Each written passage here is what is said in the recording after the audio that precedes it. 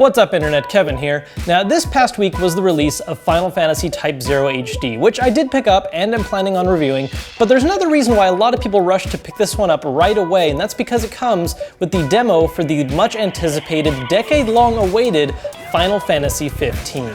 So for those of you who haven't grabbed the game yet, or don't even have the option to because you don't have a PS4 or Xbox One just yet, I wanted to give you guys my reactions to the demo, which honestly, I don't entirely know how I feel about what I just played. There's things here that I want to praise, but there's a lot of other things that just aren't sitting right with me.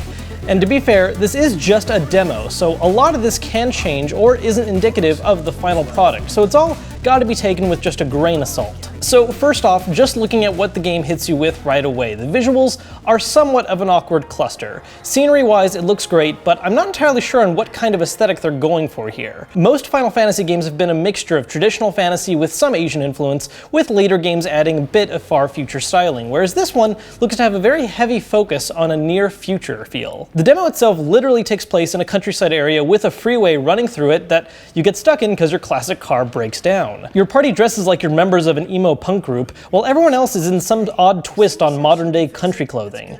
It's definitely a new direction for the series, and not one I'm entirely sure I like the feeling of so far. And it doesn't help that in the demo at least, the visuals are accompanied with a painful frame rate that is constantly dipping whenever combat goes down. Now, speaking of the combat, that's another area where I'm kind of mixed.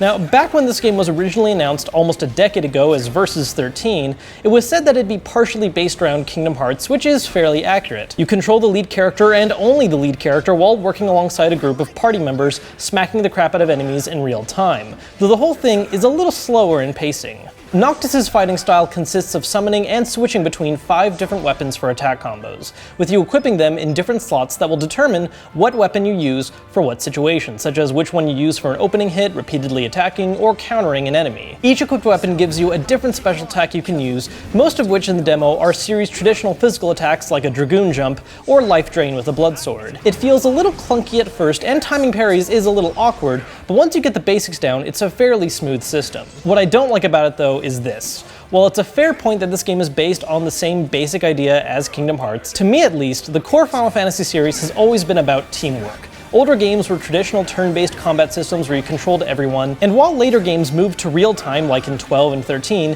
they still featured teamwork by either letting you control the AI of your allies, switch your controlling on the fly, or in 13's case, at least let you change party tactics repeatedly to fit different situations. From the looks of this demo though, your party members look more like assistants than actual teammates. Most of the combat revolves around you solely beating the crap out of enemies, while your allies do the same, occasionally getting a heal from the one magic casting ally, and if anyone hits 0 HP, you walk up to one another and give a little pat to make things all better. No switching control of characters, no issuing orders for team tactics, the whole thing just feels like an action game more than an RPG, where you really rely on NPC assistance here and there, which granted, on its own isn't necessarily a bad thing, but it's a shift from something I personally loved about older Final Fantasies that here, I just don't like. Now, one other thing that's bothered me deeply is the demo's approach to side quests. The main quests you perform require you to explore a little, fight off hordes of enemies, take down a big boss monster, all fairly traditional, enjoyable things, while the side quests consist of the all-time busy time filler fetch quests. The thing is, they're not even interesting fetch quests. You literally are told to go find this item, which is then highlighted on your map with a quest marker, so you just have to walk up to it and pick it up. That's it, the entire quest. Read a sign, walk up to a thing, pick up a thing.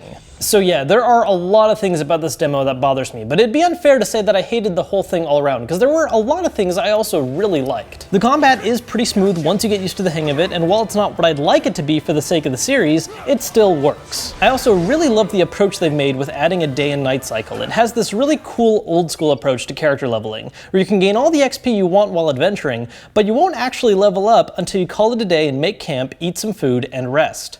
Making camp puts all that XP into effect, leveling your team up, and depending on what dish you make for dinner, will grant you bonuses for the following day, like increased crit rate or immunity to certain status effects. Now, one last thing that I think was handled really well, and probably my favorite part of the demo, is the way they've handled summons. Instead of just a powerful ability you can just make use of freely and wreck enemies with, summons are these big, ridiculously powerful attacks that will, more than likely, insta-kill most of your enemies, which you can only use as a last-ditch effort when you're at 0 health. The downside is, though, using them is basically considered pulling an insta-win card that you didn't have any direct hand in, so you don't get any XP for the encounter.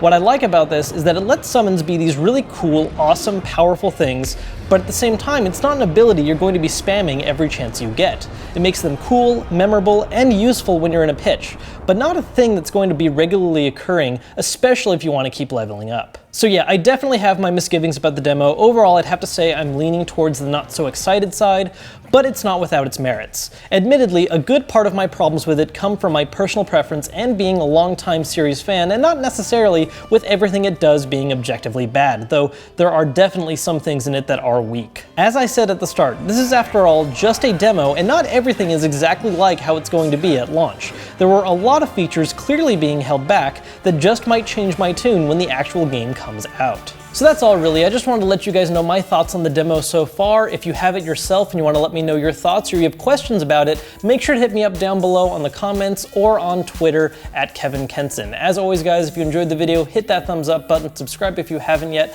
I've got more great content on the way. Until then though, I'm Kevin Kenson and I'll see you guys later.